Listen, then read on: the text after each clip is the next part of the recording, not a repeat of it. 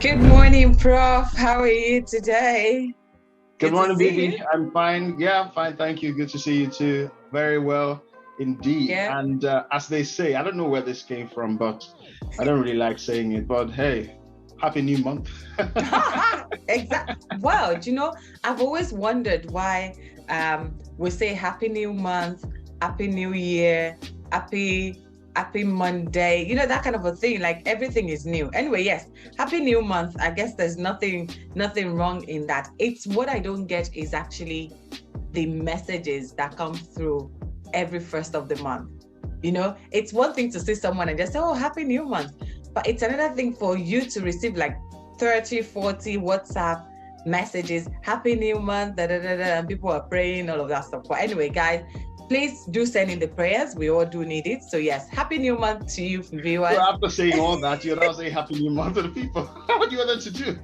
Well, yeah, I mean, as we say, these things don't kill. It's just kind of taking a step back and challenging some of the things that the cultural things that we've kind of found ourselves in. So I don't have a problem with it, but I always like to kind of think like that sometimes. Like, okay, so why does it have to always be Happy New Month? Like, yeah, we knew a new month was gonna come, but anyway. Yeah, I think I mean, it's an interesting point. This is not what we were planning to talk about this morning, but I think it's an interesting point. Why? Number one, it's not often that we get to do SonRise on the very first day of the month, right? Absolutely. So we might as well milk this one. But I think the question you asked about really challenging our thinking and being intentional, I think that's the word we use a lot nowadays. Is one of our latest phrases. Well, it's not that late, recent, but we've been using it quite a lot. Being intentional, being deliberate. I think when we say being intentional, it's what you're saying, stepping back, considering what we're doing and being very deliberate about taking certain steps. So not stumbling into a winning formula and not realizing how we managed to do it.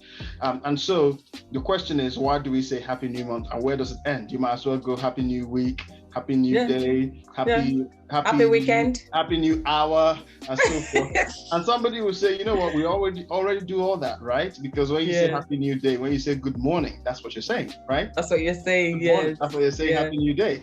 And when you say good night, that's what you're saying, Happy New Night.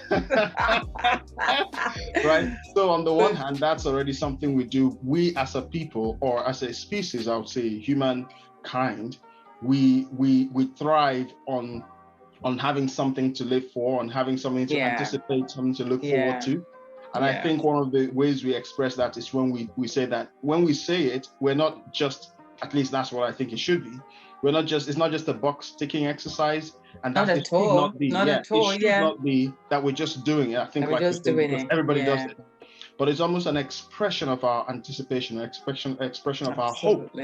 There's something to look forward to. So when somebody says to you, Happy New Year, we are looking forward to another 365 or 366 days. That's what the person is saying.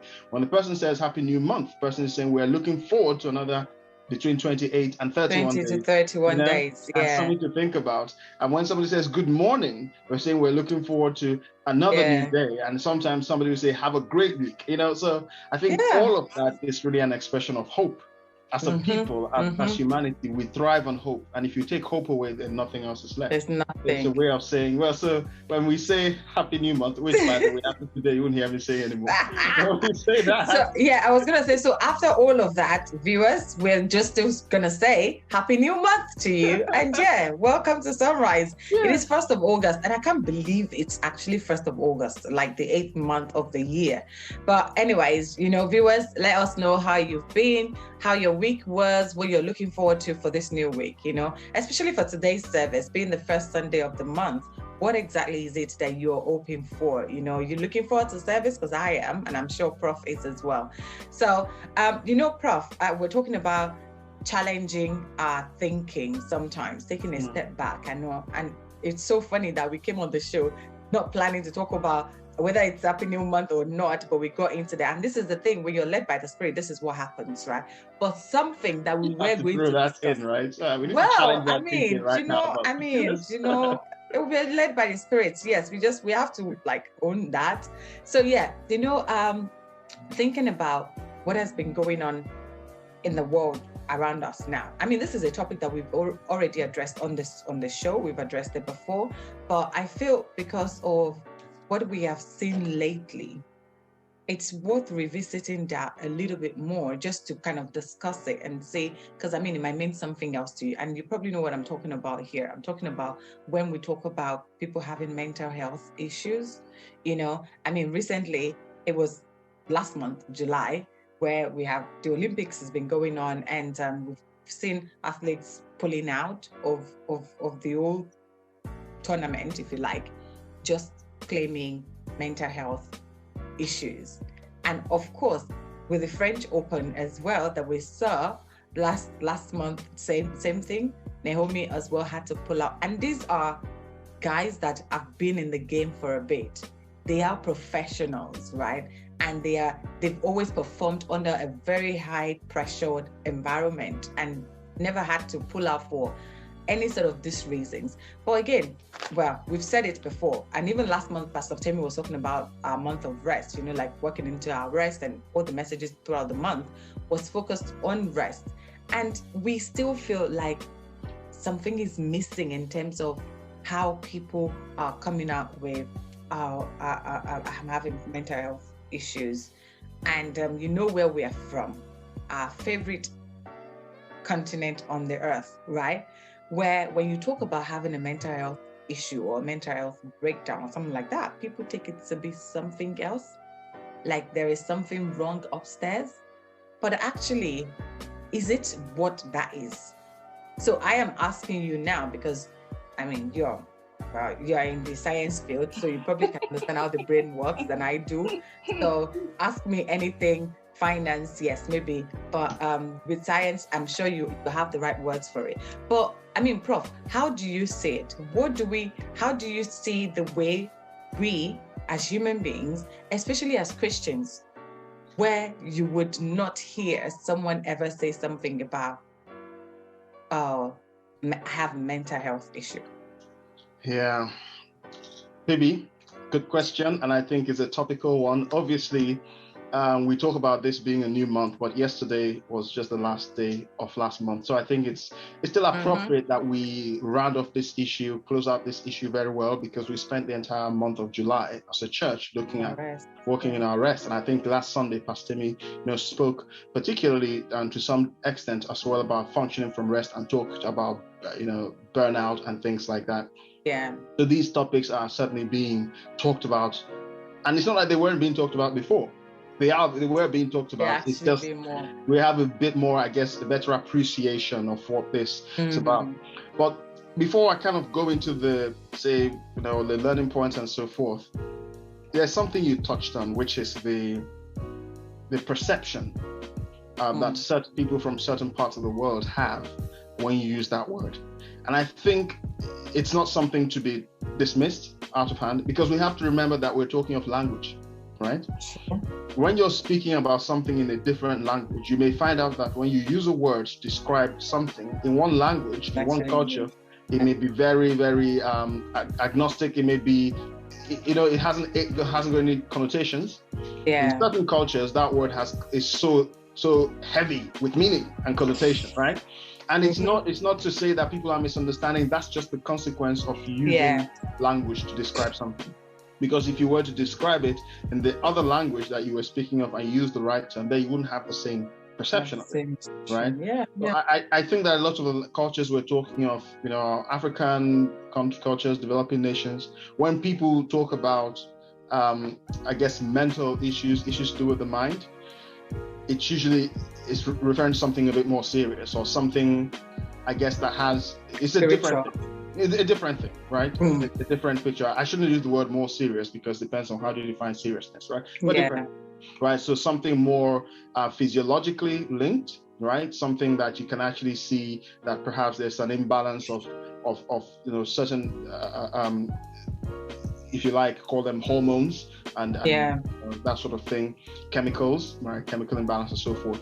That's not necessarily what we're talking of, right? So I think it's a consequence of language, and then that, of course, language is part of culture, which means that in certain cultures, once you use that, people shut down and say, no, there's nothing wrong. I don't want to have anything to do with this. Yeah. But that's not what we're referring to. When we say mental well-being, we're simply reflecting what we know that is God's will for us. I wish above all things that you prosper and be in good health, even as your soul Prospers. prosperous. Yeah. And when we talk about soul, what are we referring to? Well, in our worldview, in our Christian worldview, the soul is different from the spirit and different from the body. And when the Apostle John wrote that, he spoke about the soul specifically, and this has to do with the mind, the seat of the emotions, and so forth, right? Yeah. Mental well-being, particular, right? If you want to go that way. So it's certainly something that's, talked about in the Bible. When Jesus says, "Come to me, I will give you rest. You find rest for your souls." He also talked about that, right? He didn't necessarily talk about rest for the body or rest for the spirit. He would argue that our spirit, once we find the Lord Jesus, our spirits are at rest. But what about our bodies and our souls? And I think many times we spend a lot of time talking about rest for the body and forget the soul is important. The soul needs to. Actually, do you know what? Are you able to touch on that a little bit in terms of the difference between the rest for the body and the rest for the soul? Yes. So I'll tell you a little. Maybe I'll give you an example in the Bible, right? So where you see the difference between rest for the body and rest for the soul.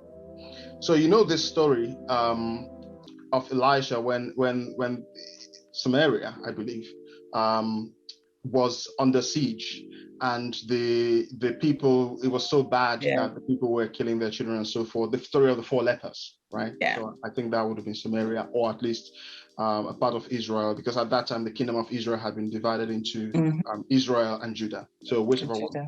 Yeah. So 24 hours before the situation turned around, the prophet said to the king, by this time tomorrow, right, things will turn around. Yeah. So if you fast forward to the following day, when all the food was abundant and people who had been starving had enough to eat, and they suddenly their stomachs were full, that's rest for the body. Right? Because it's you're feeding the body. So rest of the body is talking about you being in a place where you're paying your bills, you have money, and you're feeding your body and so forth. But think of the 24 hours preceding that change. Don't forget that these were people who were killing and eating their own children.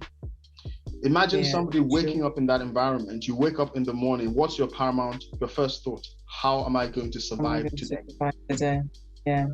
And surviving today is not just about the food, it's also about the possibility of the enemy breaking down the wall and coming to slaughter everybody.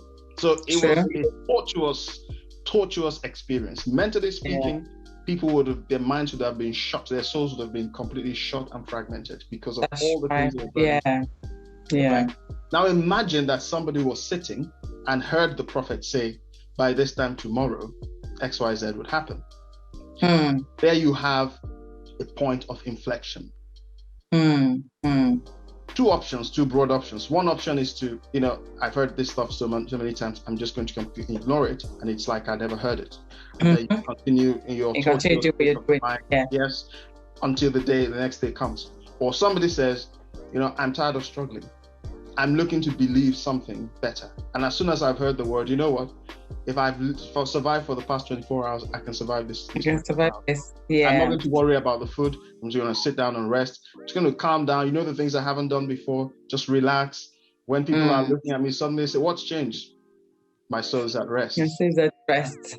You haven't got the rest of the body yet because the 24 hours aren't up yet. But it's something that's happened in the mind. Right? So you will find that when you fast forward the 24 hours, there are people who, even at the time that the food was available, there are people who, unfortunately, even when they're getting the food, they're thinking, I have to get as much food as I need. I'm just going to afford everything because I don't know when next I'm going to get food. So even though their bodies may be in a place where they have found rest, their minds are still tortured. Yeah. Wow. And I think that that's the big difference. Ultimately, the most important, right, I think, is that rest that happens in the soul. Because you can have everything provided, doing well, and we see this happen. People doing well, and you think, what happened? They have everything. Yeah, absolutely. Wow. I mean, it's like the athletes that we're talking about, right? You would say that these are guys with loads of money. They have everything they ever wanted and all. So why should you have any mental issues? But then again, as you rightly said, it's probably it's where we are, right? Yeah. Mhm. I think the thing with, again, another story I like, because that really is perhaps even more visual in illustrating what happens. You know that story when Jesus said, "Let's cross over to the other side," and they went on the lake, Gennesaret, and the storm came. Right now, and that's just it. You know, at that point, when you're in that boat, it doesn't matter how much money you have, or it didn't matter. It didn't matter whether everything was fine. The point is that you were in the middle of a storm, and at that point, actually, you could choose how to respond to that storm. You know, Bibby, I always thought that when Jesus woke up and he said to the disciples, "You of little faith, where is your faith?" I thought he was saying to them, "Oh, you could have calmed the storm yourselves." And maybe there's an element of that. But as I've been thinking about this topic of rest, I've realized something else. Bibby, Jesus was in the boat with them. Think about it. If they were afraid they were going to die, it's either they were saying, "Well, Jesus doesn't really care," which is what they said. What they said to him, he doesn't really care. Or, well, Jesus himself is not going to make it through the storm. He's not going to make it. Yeah. So you find out that it wasn't so much the storm that was the problem. It was what was going on in their minds. In my mind, because they were in this church right here. Their minds, they were tortured in their minds. Jesus was sleeping. Right? I don't know how long the storm lasted, but in their minds, imagine when they woke him up. Don't you care that in their minds they thought they were dying. Now imagine being in that situation. I don't know that you've been in a situation where you really feared for your life. It's not a good situation to be in. Oh yeah, try it on a plane. Now imagine that stretched out, right? Imagine that stretched out for, it might even be 10 minutes. It might feel like an eternity. Right? And then when they woke him, so Jesus, in addition to any other interpretation you might be looking at, he would have been saying, I was on this boat with you. What on earth is going on in your mind? Surely the fact that I was on this boat with you should have been at least cause to stop and ponder and think, this is an unsinkable boat, right? So you may still have been doing the same things, trying to remove the water that's coming to the boat, but your mind is not being tortured as much. And that's what happens. So you get to the end, and then you find somebody, you've gone through this period, you've accumulated wealth, accumulated whatever. At the end of it, you're so worn out, right? Your body is so worn out because of what's happening in the mind. And then the other way around, you see somebody who's gone through the same thing, but their bodies are great. Great. So I think this is why, for all of us, and it's just to see that when the athletes talk about their mental health issues, they are human beings just like us. Right? And for some of them, they may have felt a bit more empowered because of what Naomi did and other things, to say, actually, this is why. On occasion, you've seen in the past when an athlete, something happened, and then somebody, I watched this particular one, and I'm not going to give any names, but he just said, "Oh, something happened. After the interview, thinking, what did you just say? Maybe he didn't want to say that because he felt people are going to think I'm mentally weak. But no, it's just an acknowledgement that things could be better. But we don't stop there.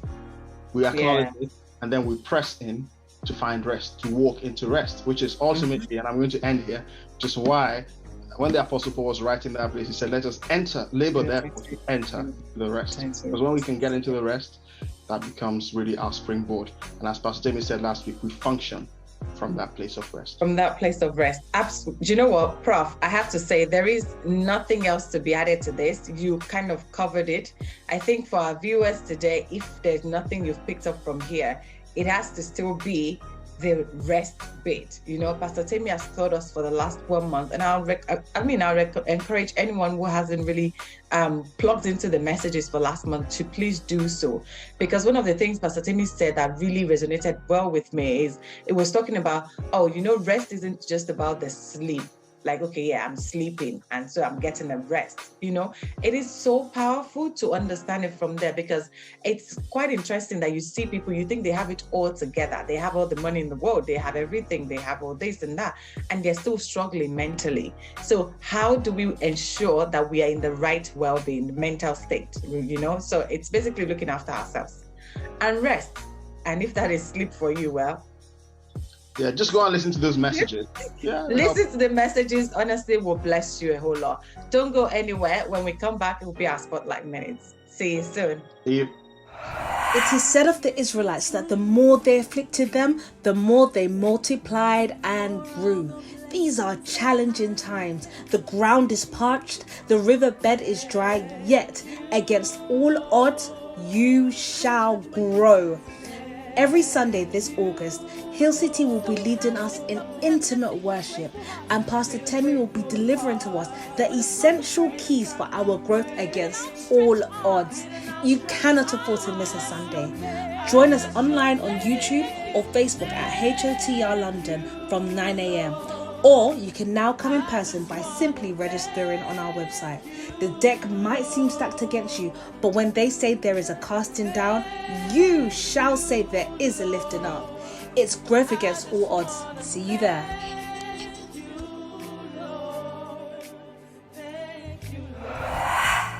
Welcome back, viewers. Welcome back, Prof. So if you're just joining us, it is still SonRise, and now it's time for our Spotlight Minute. And this morning, it is something completely different. You haven't seen this before. We have an interesting guest joining us this morning. Oh my goodness, viewers, you need to just make sure you don't miss this. Call your friends to come and watch this segment of the show. Prof, who is this guest that we are having this morning? Well, I think for those who've been to the Rock Tower in person, they would know him. This is Humphrey himself, the smiling Humphrey, Usher Humphrey Ogbona. And it's interesting because we caught Humphrey in transit this morning. So we kind of were able to get a snippet of the section. So it's not a full SonRise, a full Spotlight Minute. We're going to get him back. But as Bibby said, you haven't seen this before, and I think you will see something slightly different about us as we're trying to control ourselves. But you know what? Let's say no more, and let's see what's coming up. So, Humphrey, are you ready? Yes, I'm ready. Prof, you ready? Good to go. Yeah. Okay, your time starts now. What is a random food you hate? Food. I don't know which food I hate. I love all food. Sorry. I'm sorry.